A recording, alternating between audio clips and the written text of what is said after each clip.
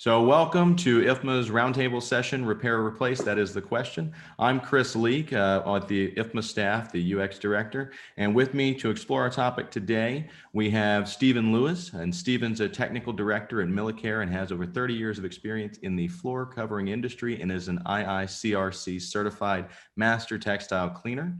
Next, we have Don Newell. Don is Vice President of Energy Services with EMCOR Building Services and a licensed mechanical engineer. Don is responsible for design and implementation of advanced maintenance programs that include repair, upgrade, and replace strategies for HVAC equipment. And last but not least, we have Susan Rhoades, Vice President of Armstrong World Industries, and Sue has over 20 years experience in the building products industry, primarily with acoustical ceilings. She's responsible for marketing for AWI, a leader in the design and manufacturing of innovative ceiling, wall, and suspension system solutions in the Americas. So the session is only 30 minutes long, so I do want to go over a few housekeeping items before we jump in, and then we can dive right into the conversation. I've posted some tips in the chat to make sure you have the best possible experience, and just know that everything at World Workplace 2020 is being recorded and can be viewed for the entire month of December.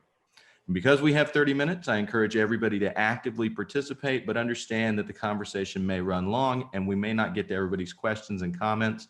You can interact with the reactions tab in Zoom and also post comments in the chat panel off to the right-hand side. In that chat panel, you'll notice there's a Roundtable supplement guide available in our knowledge library to help add to these conversations. And so there's a link for that in the chat panel. You can download it. So with all that out of the way, let's tee up the session. As we know, FMs are always challenged to do more with less. How do you determine when to renovate and repair instead of starting fresh? And something that we were exploring before we were kind of getting this all set up was how the pandemic has impacted that. So if you want to kick off the conversation, Don. Sure. So interestingly, when we were talking about this, I haven't seen much change as far as our guidance to customers. Our guidance when it comes to maintain, repair, upgrade, or replace. So a few more steps in there is pretty straightforward, which is make sure you have quality maintenance, because whatever position your equipment is in or your sites are in, that's always going to extend the life from whatever they would have been otherwise. Number two is make sure you have a quality asset list, whether it's one site, 100 or 1,000 sites, having quality asset data, making sure you have the basics, plus then some nominal capacity, age, things that are rarely available unless you effort to do otherwise. Make sure you have that. And then the third thing is to make sure you have some sort of priority. So you have all this data now. What is your strategy? Do you have priority buckets, high, medium, low, so that you aren't a slave to what's happening in the moment? You kind of know what's going on in advance. So that hasn't changed. What has changed is the tightening of purse strings with budgets getting a little tighter. What's in that replace now bucket or versus replace later has changed a little bit as customers are trying to figure out how much they're going to have this year, next year, the year beyond, because everything is so fluid.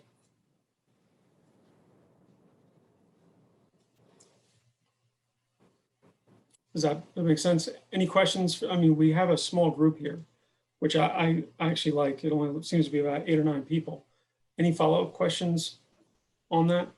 Just jump in and call out.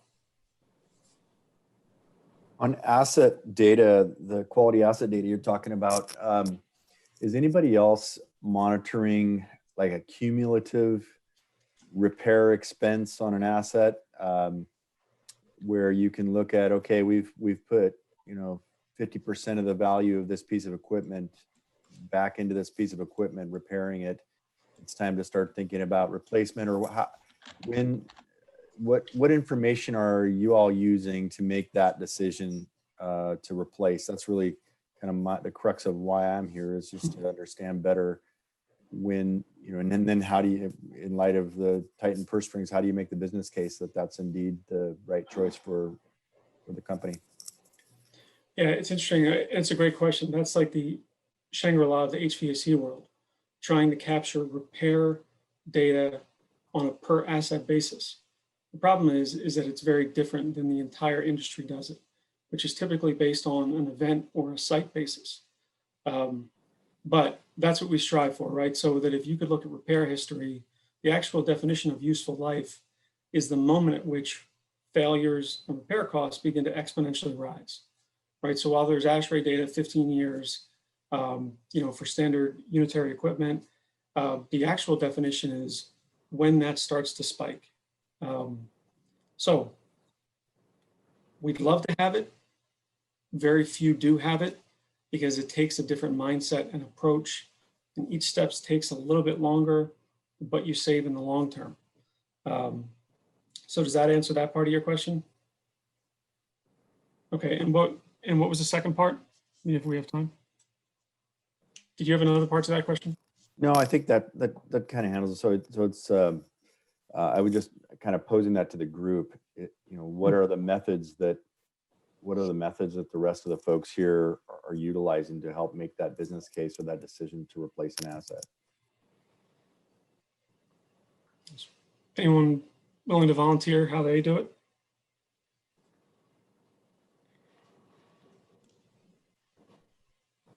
I think they were blown away with your answer.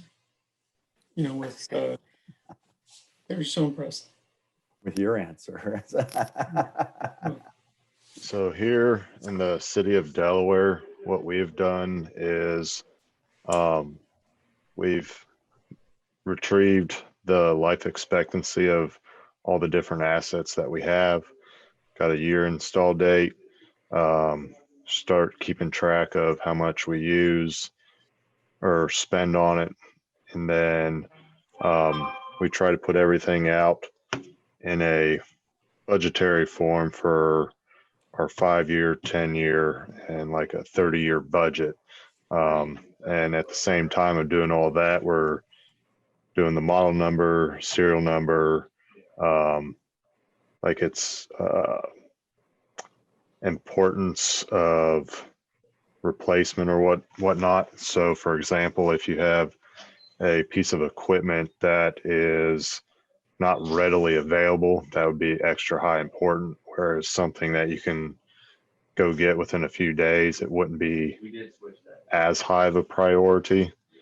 And we started doing that with just your Excel spreadsheet, but we are starting to integrate all that stuff into CityWorks, and you can pull live reports that are for stuff on your day-to-day. And then you can also pull a CIP report, would be more of which that 5, 10, 20 or whatever budget that you're looking for, and you would include a section for how much you've spent on that piece of equipment versus what the value of that replacement would be. Wow. Yeah, so you're ahead of the curve. And I could geek out on this stuff, and I don't want to monopolize the conversation. So I'm curious to see how Sue and Stephen handle this for the non-HVAC world, because that's because we're talking HVAC stuff, but I don't know what your guys' thoughts are. Yeah, no, I mean, when it comes to floor covering, it really comes down to what the appearance is like and whether to replace it or repair it. Most of the time, what we see is the flooring just gets trashed and it's dirty.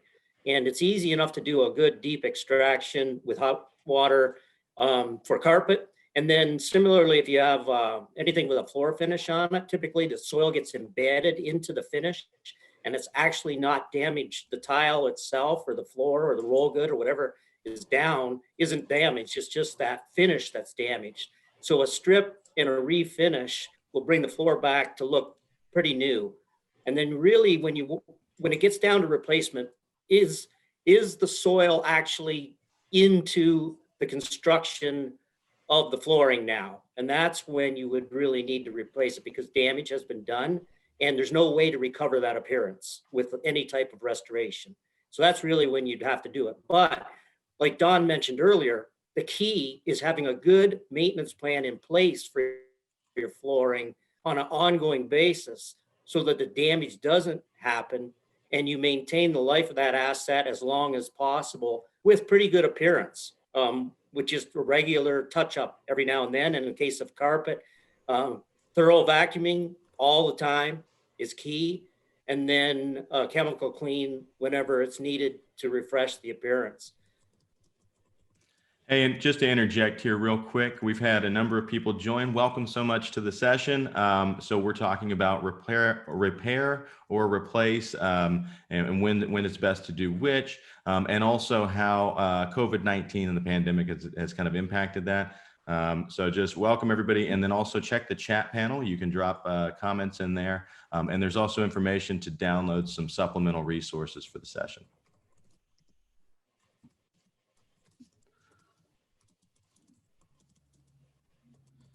Do any follow-up to Stephen's questions or thoughts there around flooring before we talk about kind of other surface finishes? Would be interested to see what the group, do you think about, you know, flooring assets the same way and repair and replace?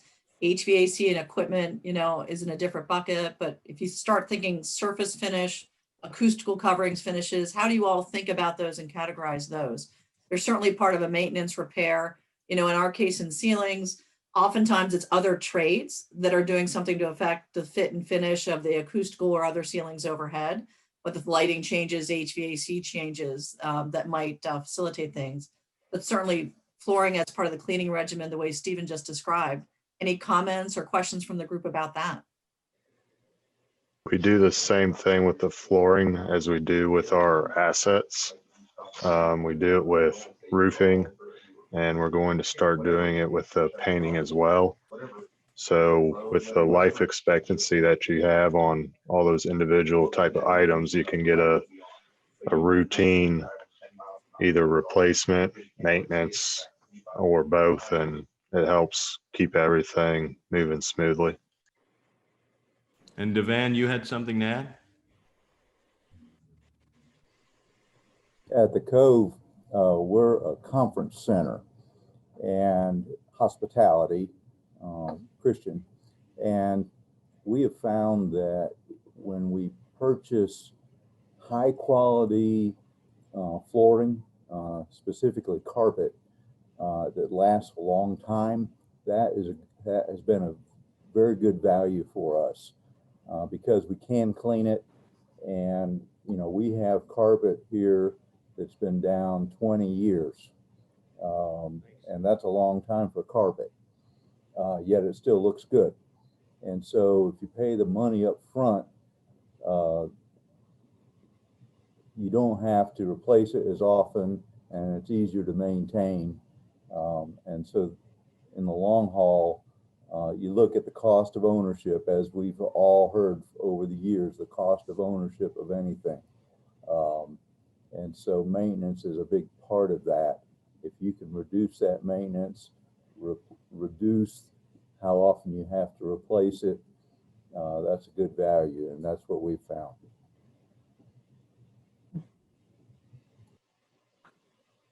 Absolutely. You know, I'd be curious to anyone out there to get their comments on this. Is one of the things we'll run into at times, often on behalf of our customers, is that with HVAC systems, it's something you can't see, right? So when it comes to the interior, with the flooring, the ceiling, walls, if it doesn't look right, it can sometimes be more tangible, easier to justify doing something with it. Whereas the HVAC system, typically, or it's not uncommon to run into a mindset of, well, it's cooling, so it's not broken, why do I need to do anything to it? The problem is once it breaks, once you have that major, now you're in a tough position, right? Equipment may be 3 to 4 months out. You may need to spend thousands of dollars.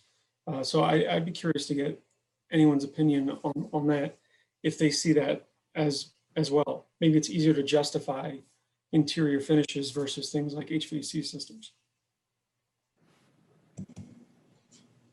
Certainly easier to justify when you can know it's bad.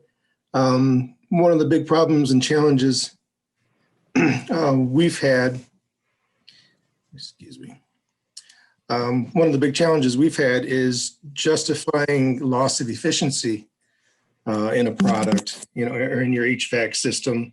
You know, keeping track of records to know that, okay, if I replace this piece of equipment, this, HVAC system is only, 75% efficient. I'm going to change it with a 96% efficiency. How do I prove and show that there is that loss of efficiency in the item itself, in the asset? That's quite a challenge there.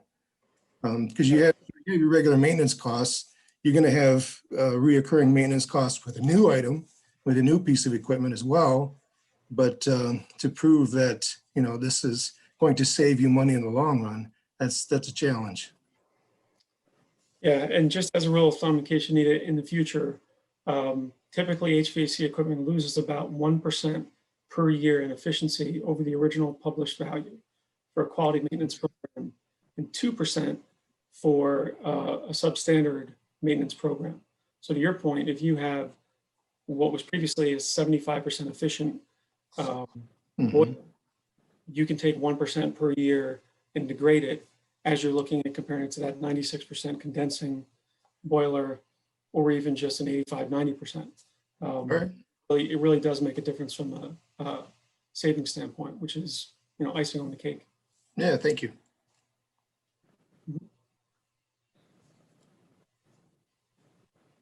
If I can throw out there, I'm curious, I've heard us talk about, flooring and HVAC on asset schedules, and I see somebody put in chat, doing a room update schedule.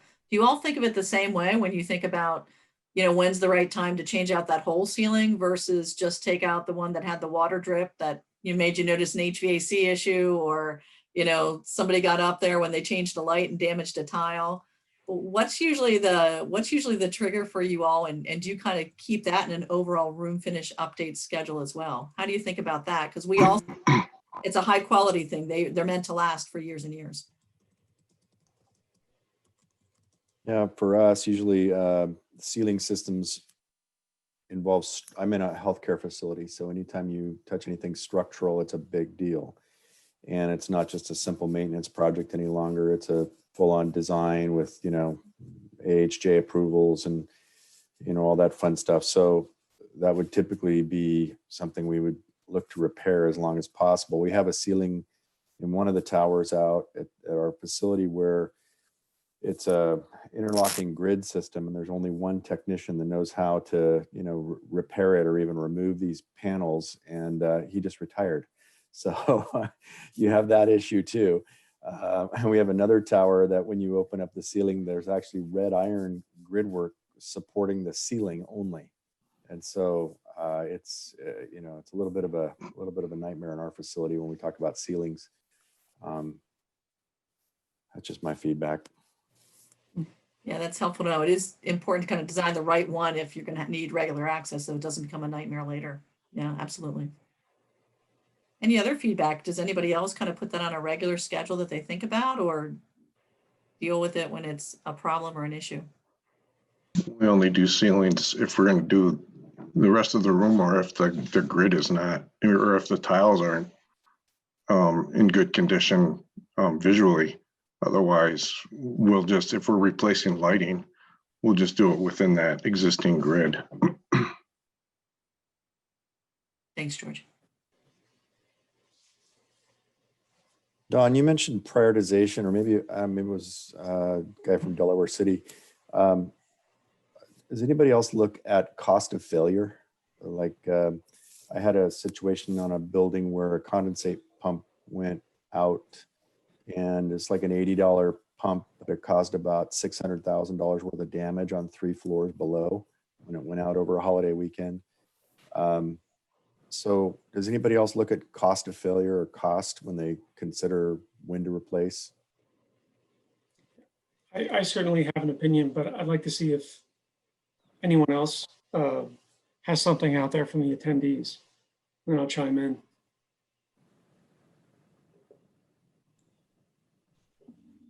All right.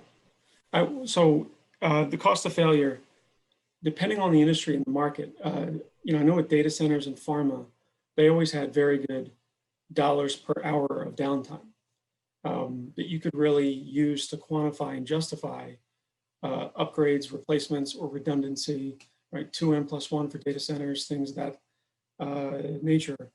But other than that, it tends to be more of a qualitative, man, I really wish that I could have my HVAC system up and running because I'm not happy when it isn't.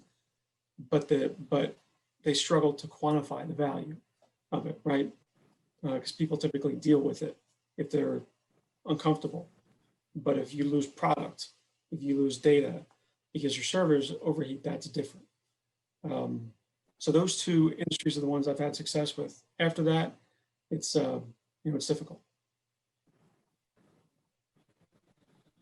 My previous employer, we actually had a pretty brilliant capital prioritization tool that involved everybody from marketing to HR to operations. So when we were looking at deciding what equipment to replace or repair, we would take into account the, if it were to fail, what would be the impact to our reputation? What would be the impact to our employees? Would we have to lay people off because we had to close down an area of the facility? What's obviously the financial impact? So, and operationally, how do we, it was a tourist attraction. So how do we reroute guests past an area that has to be closed? So losing an asset impacted everybody in the organization. So we involved everybody, and that really helped come up with some decisions for deciding to replace or repair that piece of equipment instead of waiting for failure. Now, did you turn that into a dollar amount? Because you clearly had buy-in, right? And that's a key part of that. You had buy-in from everyone involved to say, no, this is important. It's more than just something not being there or less than cool. There's an impact to our business. Were you able to quantify that? Or, I mean, did you get to that point? Well, this particular tool gave it an overall score from 0 to 100. And then based on that score, because it was a global organization, so they were doing it on a global basis. So based on that, determine where you fell and how quickly you got your money to make your upgrades. So tie right into finance. Yes, absolutely. Well, that's great. I don't know who created the tool, but it was done internally in Excel, and it's just absolutely brilliant. Yeah, and I've even heard stories where some people, when they're doing an analysis, like an ROI analysis or a break-even analysis, where they'll put a value of $1, impact of downtime, just to drive the discussion with someone that says, all right, well, it's not 0. It's probably not 1, but what do you think it is? And then it'll engage them and they'll start talking about, okay, well, if this and this, and okay, well, yeah, $500 per hour seems like a reason. So that's another technique that I've heard with some success. It doesn't have to be perfect, but clearly you had buy-in in your organization, and that's why it worked.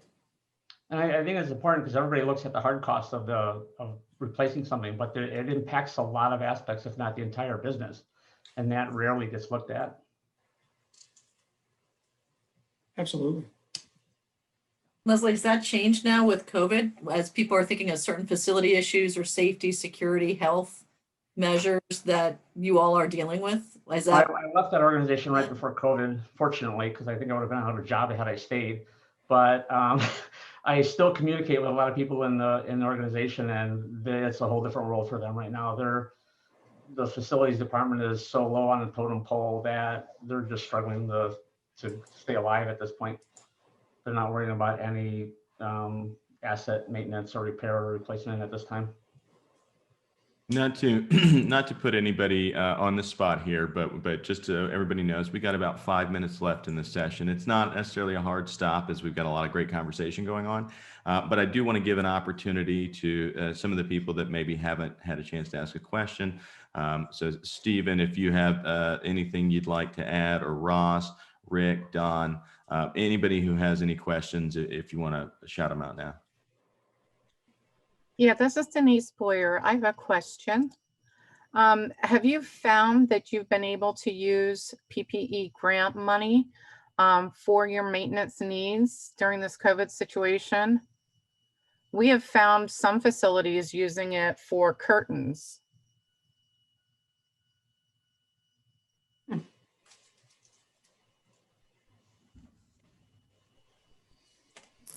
Yeah, I put this out to the audience. I mean, because you guys are on the ground, what do you think? Has anyone else experienced this? Been able to use some of this? funding that's available?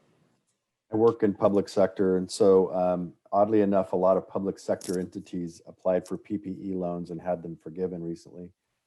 But they did use them for facility enhancements, some of the money. That was a qualified reimbursable expense for your PPE loan, is anything that was a cost associated with COVID that was not a normal business, operating cost. So we were able to get some of that forgiven. Nice.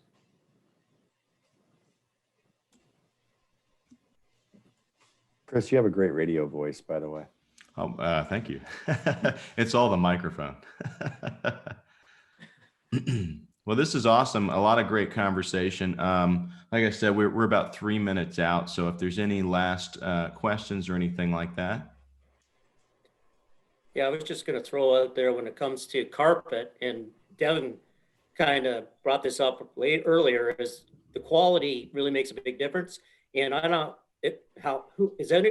are all of you using carpet tile or roll goods in your facilities as far as carpet goes?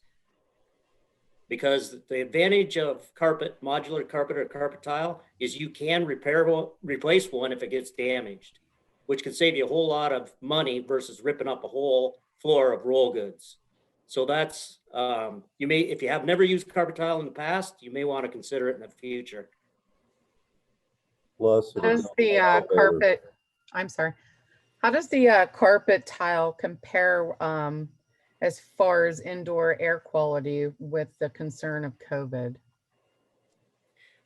Well, the interesting thing with the carpet tile is all of the carpet is tested for off-gassing, and you can get low VOC carpet. So it would be comparable to roll goods.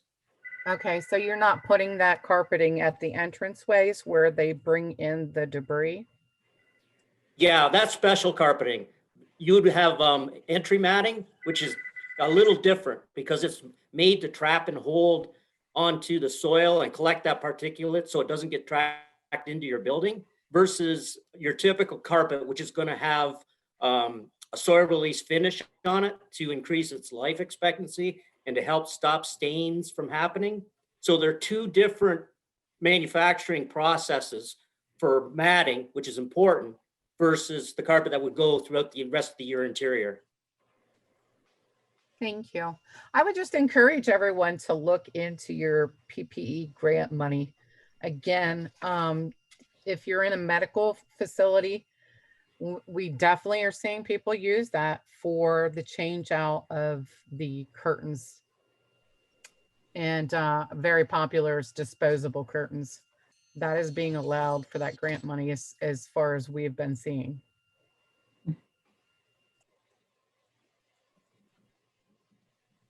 I'm going to peel out to my next one. So Yeah, thank you so much, Gordon. Thank you to all of the attendees, and thank you to the facilitators. Really great session. And please enjoy the rest of World Workplace 2020. Thank you very much. Thanks, everybody. Appreciate it. Bye now. Bye-bye.